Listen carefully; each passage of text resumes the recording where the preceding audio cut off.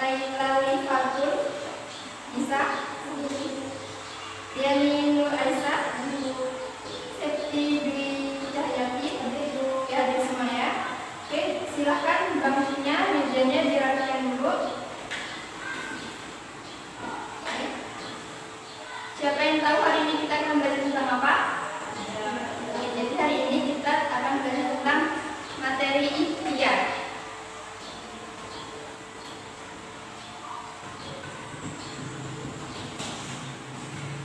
Ada yang tahu ikhtiar itu apa? Ya apa? Oke, ikhtiar adalah usaha. Oke, hari ini tujuan kita mempelajari tentang materi ikhtiar itu banyak manfaatnya. Manfaat yang pertama yaitu menghilangkan rasa malas dan menumbuhkan rasa semangat karena kita menunggu hasil yang telah kita usahakan tadi. Manfaat yang kedua yaitu untuk menumbuhkan keyakinan kita kepada Allah Subhanahu wa Ta'ala bahwa apa yang telah kita usahakan akan mendapatkan hasil. Dan selanjutnya, anak-anak semua harus memperhatikan dengan seksama materi yang akan kita bahas hari ini karena nanti ibu akan kasih soal pada kalian yang tidak bisa menjawab soal ibu, kalian tidak boleh istirahat ya. Nah, jadi nanti ibu akan berikan kalian menjadi beberapa kelompok. Selanjutnya kalian akan mempresentasikan di depan. Nah, sekarang ibu akan memperlihatkan video tentang kisah ikhtiar B.J. Habibie. Dan sekarang kalian silakan perhatikan ya. Sekarang silakan kalian amati video yang ibu berikan ini.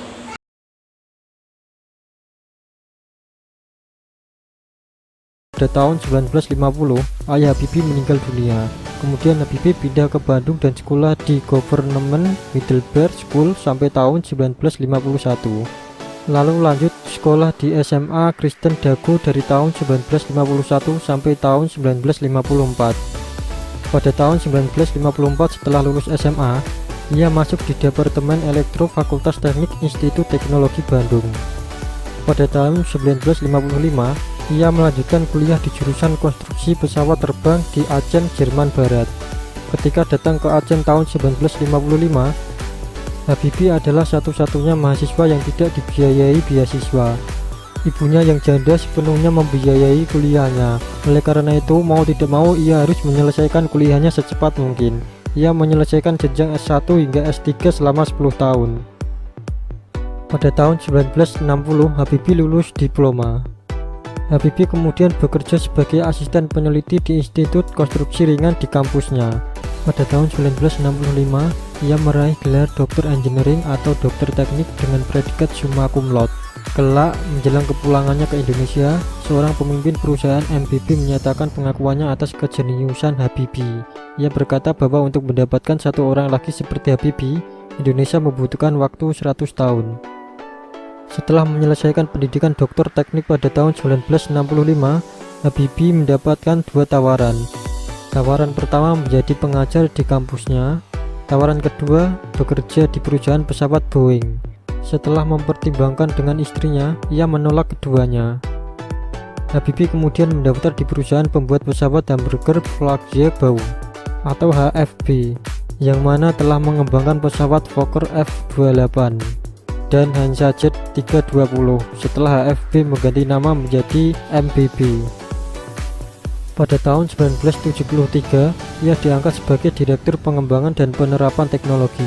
Jabatan tersebut adalah yang tertinggi di MBB yang pernah dijabat oleh orang asing. Pada tahun yang sama, ia kembali ke Indonesia atas permintaan mantan Presiden Soeharto. Pada tahun 1978, Habibie kemudian menjabat sebagai Menteri Negara Riset dan Teknologi. Pada tanggal 24 Juni 1990, Ibu Habibie meninggal dunia. Tak lama kemudian, pada tanggal 7 Desember 1990, ketika menjabat sebagai Menteri Negara Riset dan Teknologi, Habibie juga terpilih sebagai Ketua Ikatan Cendekiawan Muslim Indonesia yang pertama. Habibie juga terpilih secara aklamasi menjadi Ketua Ikatan Cendekiawan Muslim Indonesia. Pada tahun 1998, Habibie kemudian menjabat sebagai Wakil Presiden RI kedua Soeharto. Dan pada tahun yang sama, Habibie diangkat menjadi Presiden RI ketiga setelah lengsernya Presiden sebelumnya Soeharto. Oke, selesai videonya.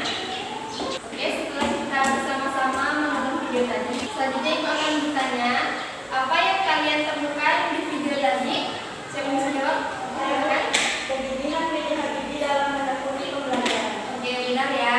Selanjutnya, bagaimana cara B.J. Habibie berikhtiar tadi? Dengan cara belajar dan bersungguh-sungguh dan menekuni pembimbingannya dalam berteknologi. Oke, benar ya. Selanjutnya, siapa yang tahu tentang pengertian ikhtiar? Ikhtiar adalah usaha yang dilakukan dengan sungguh-sungguh. Oke, benar ya. Nah, selanjutnya Ibu akan bagi kalian menjadi dua kelompok.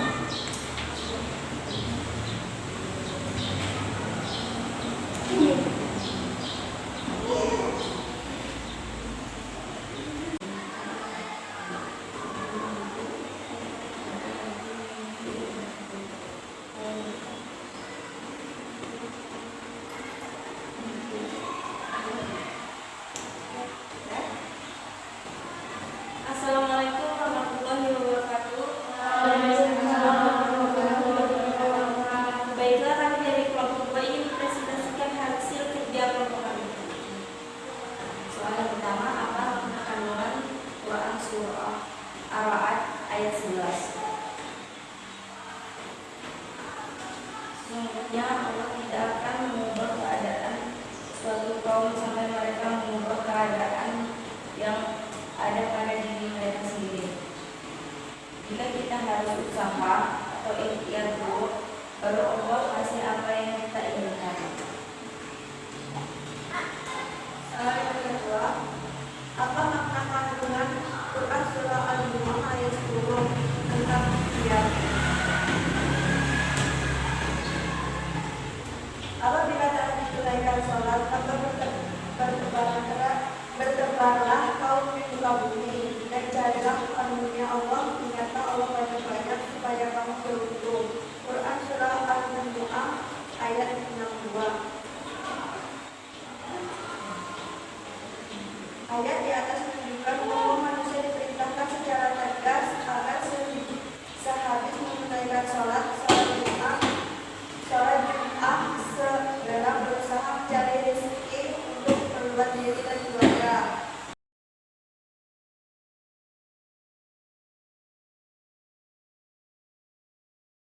Apa yang terjadi terhadap manusia apabila Allah Subhanahu wa Ta'ala tidak menurunkan dalil tentang dasar dan kemudian ikhtiar? Jawabannya, mereka tidak mempunyai rujukan atau pedoman tentang perilaku yang mereka bisa jadi malasan dan melakukan kegiatan. Baiklah, sekian dari kami. Wassalamualaikum warahmatullahi wabarakatuh. Silakan dilanjutkan semuanya.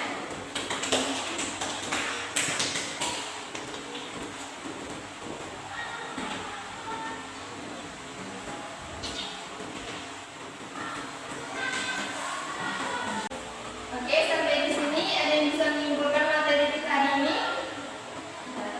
Oke, jadi disimpulkan. Jadi ikhtiar itu sangat penting untuk kita lakukan karena jika kita menginginkan sesuatu kita harus berikhtiar terlebih dahulu. Nah, sekarang Ibu minta kalian bermain peran tentang ikhtiar biar belajar. Oke?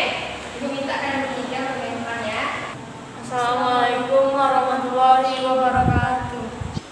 Di sini kami akan presentasikan ikhtiar dengan giat belajar. Kalau ngapain? Ngapain belajar? Mending buat contekan aja. Tidak mampu, kita harus berusaha karena dengan berusaha pasti kita akan mendapatkan keberhasilan.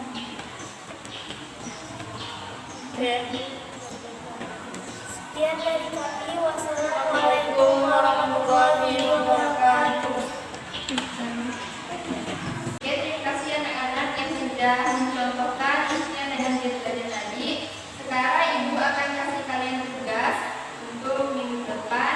Tugasnya di halaman 54 ya. Minggu depan silakan kalian kumpulkan. Nah, tugasnya boleh cari di internet, cari di majalah putra kalian.